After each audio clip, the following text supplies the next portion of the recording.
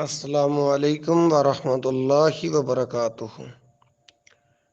الحمد للہ وحدہ والصلاة والسلام علی من لا نبی بعد۔ چند احباب کی طرف سے یہ بات پیش کی گئی ہے کہ گائے کا گوشت کھانا ٹھیک نہیں ہے اور یہ بیماری کا باعث ہے۔ اس کا تحقیقی جائزہ بیان کر دیں تو محترم بھائیوں، قرآن مجید و احادیث صحیحہ کے مطالعہ سے معلوم ہوتا ہے گائے کا گوشت کھانا جائز و مباح ہے اور اس میں کسی قسم کی کوئی بیماری نہیں۔ اب سب سے پہلے قرآنی دلائل سماعت فرمائیں۔ سورۃ النحل کے اندر اللہ ذوالجلال والاکرام ارشاد فرماتے ہیں وَالْأَنْعَامَ خَلَقَهَا لَكُمْ فِيهَا دِفْءٌ وَمَنَافِعُ وَمِنْهَا تَأْكُلُونَ۔ وَالْأَنْعَامَ خَلَقَهَا، اور اسی نے چوپائے پیدا کیے، لَكُمْ فِيهَا دِفْءٌ، جن میں تمہارے لیے گرم لباس ہیں اور کئی فوائد ہیں، وَمَنَافِعُ، اور کئی فوائد ہیں، وَمِنْهَا تَأْكُلُونَ، اور ان میں سے بعض کا تم گوشت کھاتے ہو۔ ایک اور مقام پر یعنی سورۃ الحج میں اللہ رب العالمین ارشاد فرماتے ہیں فَكُلُوا مِنْهَا وَأَطْعِمُوا الْبَائِسَ الْفَقِيرَ، ان چوپاؤں کا گوشت خود بھی کھاؤ اور بھوکے فقیر کو بھی کھلاؤ۔ اسی طرح سورۃ المومن میں اللہ ذوالجلال والاکرام ارشاد فرماتے ہیں اللہ الذی جعل لکم الانعام لترکبوا منها ومنها تأکلون۔ اللہ الذی، اللہ وہ ہے جس نے جعل لکم الانعام، جس نے بعض چوپائے تمہارے لیے لترکبوا، سواری، منها ومنها تأکلون، اور بعض تمہاری خوراک کے لیے پیدا کیے ہیں۔ یعنی اللہ وہ ہے جس نے بعض چھپائے تمہاری سواری اور بعض تمہاری خوراک کے لیے پیدا کیے ہیں۔ انور شاہ کشمیری دیوبندی فیض الباری میں لکھتے ہیں کہ اور اسی طرح یہ بات مشہور کر دی گئی ہے کہ نبی اکرم صلی اللہ علیہ وسلم نے گائے کا گوشت نہیں کھایا، تو یہ بھی صحیح نہیں، کیونکہ بریرہ رضی اللہ عنہ کے ایک دوسرے واقعہ میں آپ صلی اللہ علیہ وسلم سے گائے کا گوشت کھانا ثابت ہے۔ تو صحیح البخاری میں حدیث موجود ہے، حدیث کا نمبر ہے 1709 یعنی 1709۔ رسول اللہ صلی اللہ علیہ وسلم کا سیدہ عائشہ رضی اللہ عنہ کو گائے کا گوشت بھیجنا۔ ام المومنین سیدہ عائشہ رضی اللہ عنہ فرماتی ہیں فَدُخِلَ عَلَيْنَا يَوْمَ النَّحْرِ بِلَحْمٍ بَقَرٍ فَقُلْتُ مَا هَذَا قَالَ نَحَرَ رسول اللہ صلی اللہ علیہ وسلم عن ازواجہ، کہ عید الاضحیٰ کے دن ہمارے پاس گائے کا گوشت بھیجا گیا۔ میں نے کہا یہ گوشت کہاں سے لائے؟ لانے والے نے جواب دیا کہ رسول اللہ صلی اللہ علیہ وسلم نے اپنی بیویوں کی طرف سے قربانی کی اور گائے کا گوشت کھانے کا حکم دیا۔ دلیل اُتِیَ النبی صلی اللہ علیہ وسلم بِلَحْمِ بَقَرٍ فَقِیلَ هَذَا مَا تُصَدِّقَ بِهِ عَلَى بَرِیرَةَ فَقَالَ هُوَ لَهَا صَدَقَةٌ وَلَنَا ہدیۃٌ۔ صحیح مسلم 1075 یعنی 1075۔ اُتِیَ النبی صلی اللہ علیہ وسلم، نبی اکرم صلی اللہ علیہ وسلم کے پاس لایا گیا بِلَحْمِ بَقَرٍ، گائے کا گوشت لایا گیا۔ فقیل، آپ صلی اللہ علیہ وسلم سے کہا گیا هَذَا مَا تُصَدِّقَ بِهِ عَلَى بَرِیرَةَ، کہ یہ بریرہ پر صدقہ کیا گیا ہے۔ تو آپ صلی اللہ علیہ وسلم نے فرمایا فقال هُوَ لَهَا صَدَقَةٌ، آپ صلی اللہ علیہ وسلم نے فرمایا یہ اس کے لیے صدقہ ہے، وَلَنَا ہدیۃٌ اور ہمارے لیے تحفہ ہے۔ صحیح مسلم میں اسی واقعے سے متعلق آپ صلی اللہ علیہ وآلہ وسلم کے یہ بھی الفاظ ہیں، فَكُلُوهُ، صحیح مسلم 1075، آپ سب اسے گائے کا گوشت کھائیے۔ رسول اللہ صلی اللہ علیہ وسلم نے گائے کا گوشت کھانے کی خواہش کا اظہار کرتے ہوئے فرمایا، لَوْ صَنَعْتُمْ لَنَا مِنْ هَٰذَا اللَّحْمِ، صحیح مسلم 1504، کتنا اچھا تھا، لَوْ صَنَعْتُمْ لَنَا مِنْ هَٰذَا اللَّحْمِ، کہ آپ ہمارے لیے اس گوشت میں سے کچھ تیار کر دیتے۔ ظاہر ہے کہ آپ صلی اللہ علیہ وسلم نے گائے کا گوشت کھایا بھی ہوگا، اگرچہ کسی روایت میں ایسے الفاظ ہمیں نہیں ملے۔ مذکورہ دلائل شرعیہ سے ثابت ہوا کہ گائے کے گوشت میں کوئی بیماری نہیں، ورنہ قرآن و سنت میں اس کے کھانے کی اجازت نہ ہوتی۔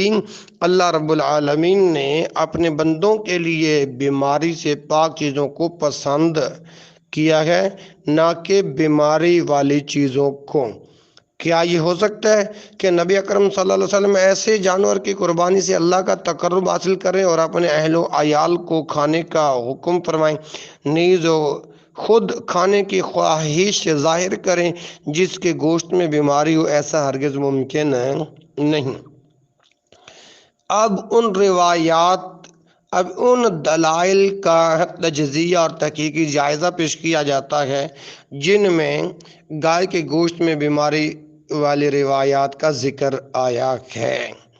ان میں سے ایک بھی بسند صحیح ثابت نہیں ہے۔ پہلی روایت رسول اللہ صلی اللہ علیہ وسلم سے منسوب ہے، یہ کتاب کا نام ہے المراسیل لابی داود، مسند علی بن الجا، المعجم الکبیر للطبرانی، مکتبہ ابن تیمیہ، شعب الایمان للباہقی، کہ گائے کا گوشت شفا، اس کا گھی دوا اور اس کا گوشت بیماری ہے۔ یہ روایت ضعیف ہے کیونکہ اس کی سند میں ایک نامعلوم مبہم راویہ ہے، لہٰذا اس کی بیان کردہ روایت کا کوئی اعتبار نہیں۔ حافظ حیثمی رحمہ اللہ لکھتے ہیں، مجموع الزوائد کی 5ویں جلد صفحہ 90 پر اس کی سند میں امرات مبہم ہے اور باقی روات جو ہیں وہ ثقہ ہیں۔ حافظ ابن حجر رحمہ اللہ فرماتے ہیں، وَفِي السَّنَدِ امْرَأَةٌ بَحْمٌ الْإِمْتَاءُ بِالْأَرْبَعِينَ الْمُتَبَانِيَةُ السِّمَاء، جلد نمبر 1 صفحہ 100 پر، وَفِي السَّنَدِ امْرَأَةٌ بَحْمٌ، اس کی سند میں ایک مبہم راویہ ہے۔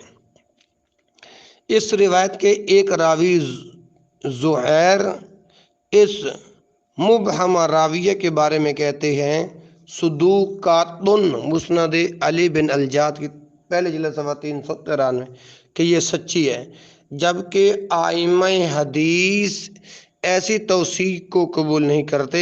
حافظ ابن حجر رحمہ اللہ ایسی صورت کے بارے میں لکھتے ہیں، اللہ اکبر،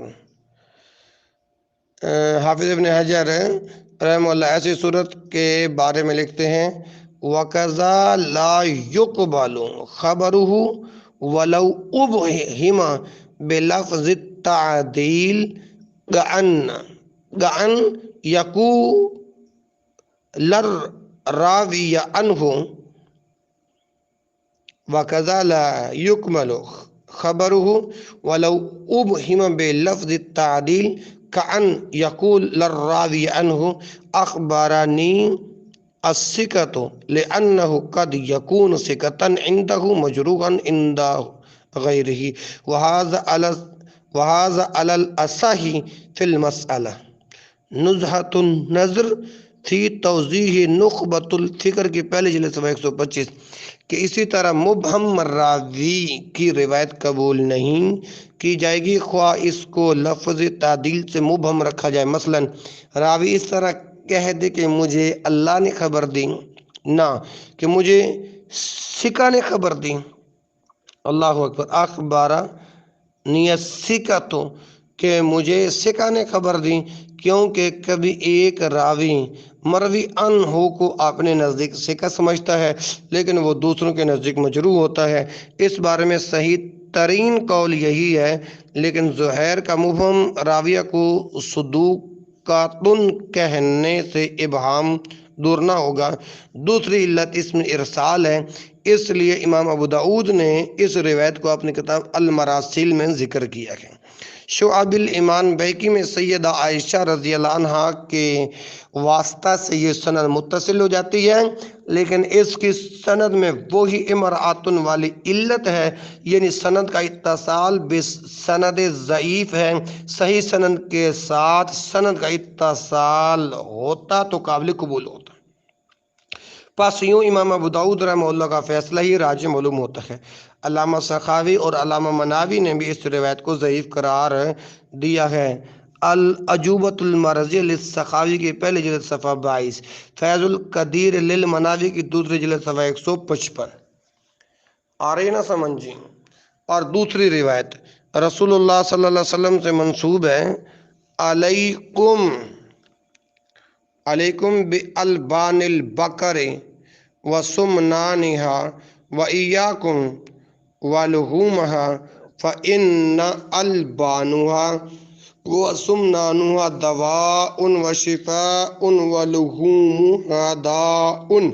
المستدرک 8232 کہ علیکم بالبان البقر، گائے کا دودھ، وسمنانہا، گائے کا دودھ گھی استعمال کرو، وإیاکم ولحومہا، اور اس کے گوشت سے پرہیز کرو، فإن البانہا وسمنانہا دواء وشفاء ولحومہا داء، کیونکہ اس کا دودھ اور گھی شفا اور اس کا گوشت بیماری ہے۔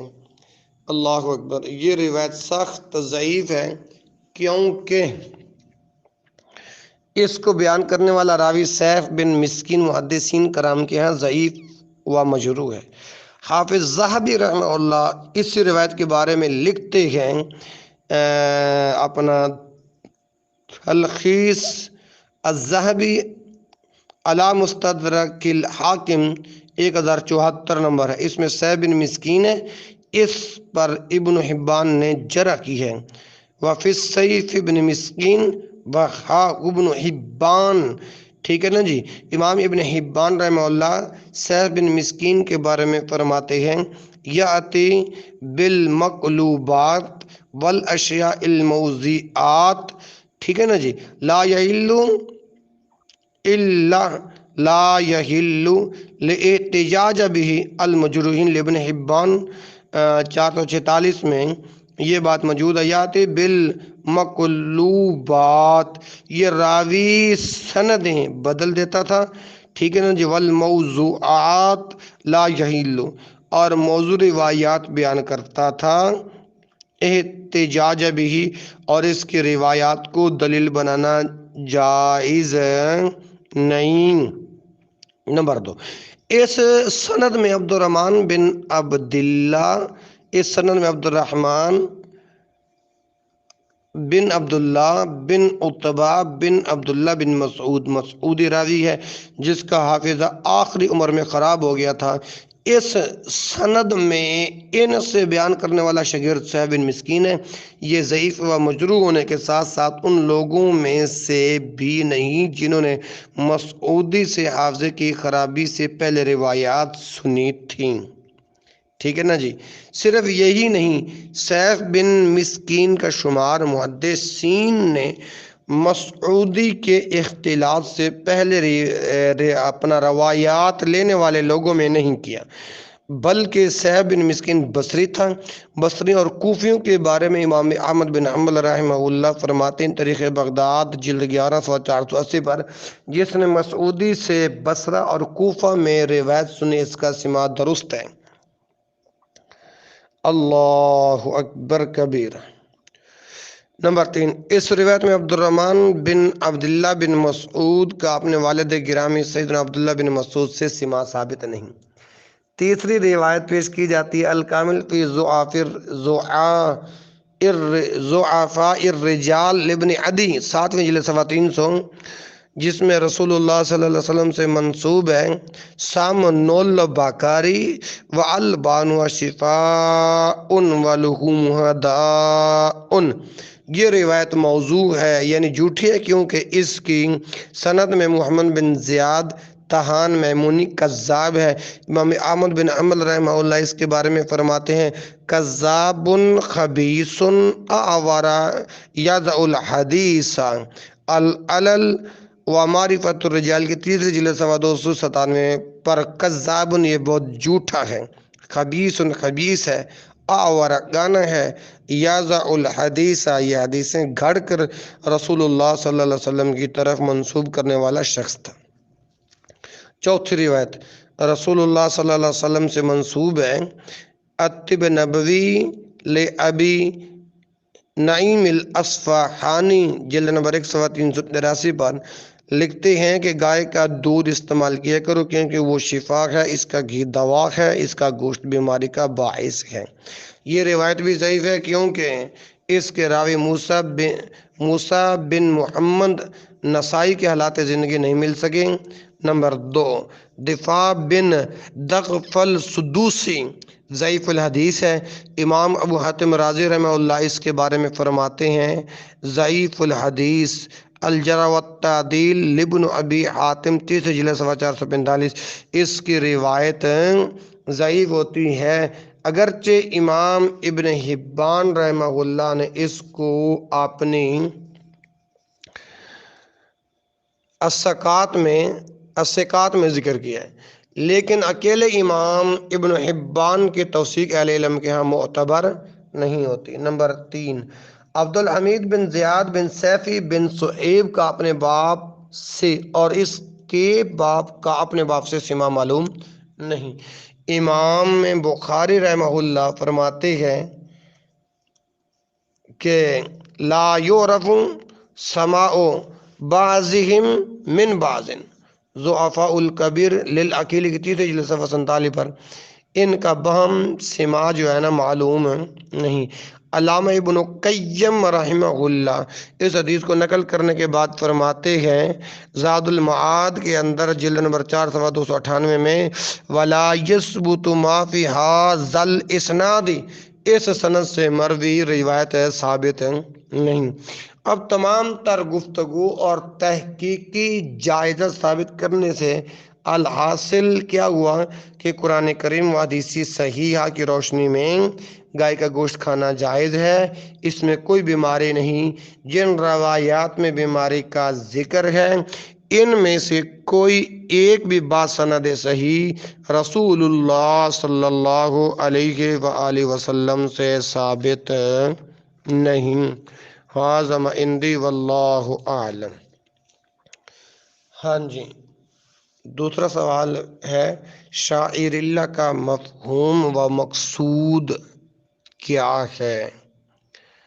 اللہ اکبر۔ سورۃ الحج آیت نمبر 22 میں اللہ پاک فرماتے ہیں بسم اللہ الرحمن الرحیم وَمَن يُعَظِّمْ شَعَائِرَ اللَّهِ فَإِنَّهَا مِن تَقْوَى الْقُلُوبِ اور اللہ کی مقرر کردہ نشانیوں کی تعظیم کرے تو یہ دلوں کی پرہیزگاری ہے۔ شعائر یہ لفظ شعیرۃن کی جمع ہے اور یہ لفظ شعیرہ کی جمع ہے اور اس کا معنی علامت، نشانی، مظہر یعنی جو کسی حقیقت کا احساس دلانے والی اور اس کا مظہر اور نشان ہو۔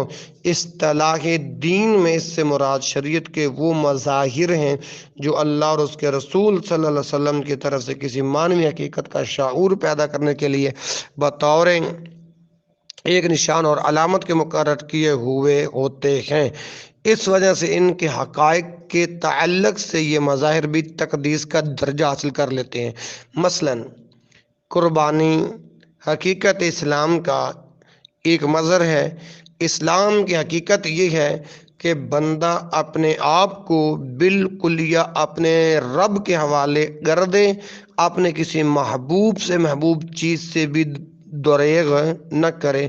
اس حقیقت کا عملی مظاہرہ جس طرح سیدنا ابراہیم علیہ السلام نے بیٹے کی قربانی کر کے فرمایا، وہ تاریخ انسانی کا ایک بے نظیر واقعہ ہے۔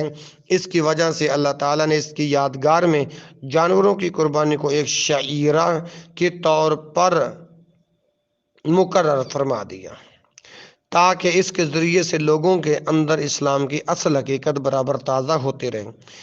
نمبر 2، اسی طرح حجر اسود بھی ایک شعیرہ ہے۔ یہ پتھر سیدنا ابراہیم علیہ السلام کے عہد سے اس روایت کا ایک نشان ہے کہ اس کو بوسہ دے کر یا اس کو ہاتھ لگا کر بندہ اپنے رب کے ساتھ اپنے عہد بندگی، اپنے میثاق کی اطاعت کی تجدید کرتا ہے۔ نمبر 3، اسی طرح جمرات بھی شعائر اللہ ہیں۔ یہ نشانات اس لیے قائم کیے گئے کہ حجاج ان پر کنکریاں مار کر اپنے اس عزم کا اظہار کرتے ہیں کہ وہ بیت اللہ کے دشمنوں اور اسلام کے دشمنوں پر، خواہ وہ ابلیس کے اولاد سے تعلق رکھنے والے ہوں یا انسانوں کے کسی گروہ سے، ان کے خلاف جہاد کے لیے ہر وقت مستعد ہیں۔ علی ذل قیاس بیت اللہ بھی ایک شعیرہ ہے، بلکہ سب سے بڑا شعیرہ ہے جو پوری امت کا قبلہ ہے۔ اس کے ارد گرد طواف کر کے اپنی نمازوں، اپنے تمام سجدوں کا اس کو قبلہ قرار دے کر ہم اس حقیقت کا اظہار کرتے ہیں کہ جس خدائے وحدہ لا شریک کی عبادت کے لیے یہ گھر تعمیر ہوا، ہم اسی کے بندے، اسی کی طرف رخ کرنے والے، اسی کی عبادت گاہ، اسی کی شمع توحید پر پروانہ وار نثار ہیں۔ اسی طرح صفا اور مروہ بھی اللہ تعالیٰ کے شعائر میں سے ہیں۔ ان کے شعائر میں سے ہونے کی وجہ یہ ہے کہ انہی دونوں پہاڑوں کے درمیان سیدنا حاجرہ رضی اللہ عنہا نے سیدنا اسماعیل علیہ السلام کے لیے پانی کی تلاش میں تگ و دو اور جد و جہد کی تھی۔ چنانچہ ارشاد ربانی ہے، ان الصفا والمروہ من شعائر اللہ، بے شک صفا اور مروہ اللہ کے شعائر میں سے ہے۔ انہی شعائر کی طرف اشارہ کرتے ہوئے اللہ تعالیٰ ارشاد فرماتے ہیں سورۃ الحج آیت نمبر 22، وَمَن يُعَظِّمْ شعائر اللہ فإنها من تقوى القلوب۔ اب مسئلہ یہ ہے کہ ان شعائر کے ذریعے سے شرک کے دروازے کیسے کھولے، لہذا ان شعائر کے متعلق 3 اصولی باتیں یاد رکھیں، پھر میں بات کو ختم کرتا ہوں۔ اللہ اکبر۔ نمبر 1، یہ شعائر اللہ اور رسول اللہ صلی اللہ علیہ وسلم کے مقرر کردہ ہے۔ کسی دوسرے کو یہ حق حاصل نہیں کہ وہ اپنے طور پر کسی کو دین کے شعائر میں سے قرار دے یا جو چیز شعائر میں شامل ہے اس کو شاعر کی فہرست سے خارج کر دے۔ دین میں اس قسم کے من مانے تصرفات سے شرک و بدعت کی راہیں کھلتی ہیں۔ جن قوموں نے اپنی مرضی سے شعائر قرار دیے، تاریخ گواہ ہے کہ انہوں نے اسی طرح شرک و بدعت اور بت پرستی کی راہیں کھول دیں۔ مثلاً تفسیر نور العرفان میں مفتی احمد یار خان نعیمی گجراتی شعائر اللہ کی وضاحت کرتے ہوئے فرماتے ہیں، بزرگوں کی قبریں بھی شعائر اللہ ہیں، استغفر اللہ، اور جن لوگوں کو اللہ کے پیاروں سے نسبت ہو جائے وہ سب شعائر اللہ ہیں۔ دوسری بات، جس طرح شعائر اللہ کے مقرر کردہ ہیں، اسی طرح اسلام میں ان شعائر کی تعظیم کی حدود بھی خدا اور رسول کی مقرر کردہ ہیں۔ جس شعیرہ کی تعظیم کی جو شکل شریعت میں ٹھہرا دی گئی ہے وہی اس حقیقت کے اظہار کی واحد شکل ہے جو اس شعیرہ کے اندر مضمر ہے۔ اس سے سر منہ انحراف نہ صرف اس شاعرہ کی حقیقت سے انسان کو محروم کر دینے والی بات ہے، بلکہ اس سے شرک و بدعت کے دروازے بھی کھل جاتے ہیں۔ مثلاً حجر اسود ایک شاعرہ ہے، اس کی تعظیم کے لیے حالت طواف میں بوسہ دینے یا اس کو ہاتھ لگا کر یا اشارہ کرنے کی صورتیں اسلام نے خود مقرر کی ہیں۔ اگر کوئی آدمی تعظیم کا طریقہ نیا نکالے، مثلاً حجر اسود کو سجدہ کرے، نظر و نیاد پیش کرے، پھول نچھاور کرے، ایسا کرنے سے شرک و بدعت میں مبتلا ہو جائے گا۔ نمبر 2، ان شعائر میں اصل مطمع نظر وہ حقیقتیں ہوا کرتی ہیں جو ان کے اندر پوشیدہ ہوا کرتی ہیں۔ ان حقیقتوں کے اظہار کے لیے یہ شعائر گویا غالب کی حیثیت رکھتے ہیں۔ اس وجہ سے ملت کی زندگی کے لیے سب سے زیادہ ضروری کام یہ ہوتا ہے کہ لوگوں کے دلوں اور دماغوں میں یہ حقائق برابر زندہ اور تازہ رکھے جائیں۔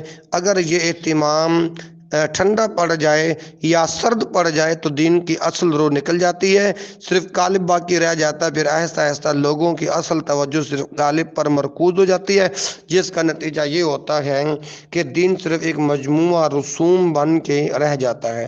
یہی وجہ ہے کہ حافظ ابن کثیر رحمہ اللہ فرماتے ہیں کہ حاجی طواف کے دوران نہایت خشوع و خضوع سے اپنی فقیری اللہ کے سامنے رکھے، اپنے دل کی صلاحیت اور اپنے حال کی ہدایت، اپنے گناہوں کی بخشش طلب کرے، ثابت قدمی، نیک فلاح اور بہبودی کی دعا مانگے کہ اللہ اسے گناہوں اور برائیوں کی تنکیوں سے ہٹا کر غفران اور نیکی کی توفیق بخشے، جس طرح اللہ تعالیٰ کے سامنے ماں ہاجرہ نے التجا کی اور اللہ نے قبول فرمائی اور ہمیشہ کے لیے آب زمزم کا فیض جاری کر دیا۔ ابن کثیر جلد نمبر 2 صفحہ 213۔ اللہ تعالیٰ ہمیں شعائر اللہ کی حرمت اور مقصود سمجھ کر عمل کرنے کی توفیق عطا فرمائے۔ ھذا ما عندی واللہ اعلم۔